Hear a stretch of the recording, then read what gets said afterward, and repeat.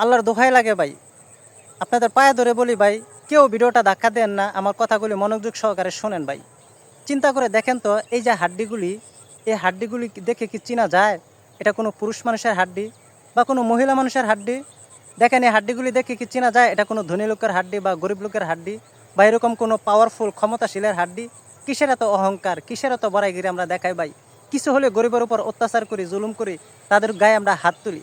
আমাদের বাপের বয়সে, মুরব্বী বয়সে, বড় ভাই তাদের বয়সে তাদের গায়ে আমরা হাত তুলি। কিছু হলে আমরা লাঠি নিয়ে দৌড়ায় যাই তাদেরকে মারার জন্য। এখনো সময় আছে ভাই, সংশোধন হন। এখনো আল্লাহ পাক আপনাকে সুযোগ দিছে, এখনো আপনার নিঃশ্বাস এখনো বন্ধ হয় নাই।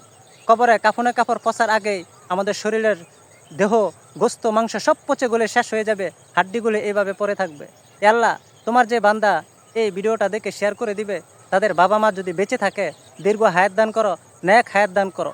আর কবরবাসী হয়ে থাকলে তাদের কবরকে জান্নাতের বাগান বানায় দিও।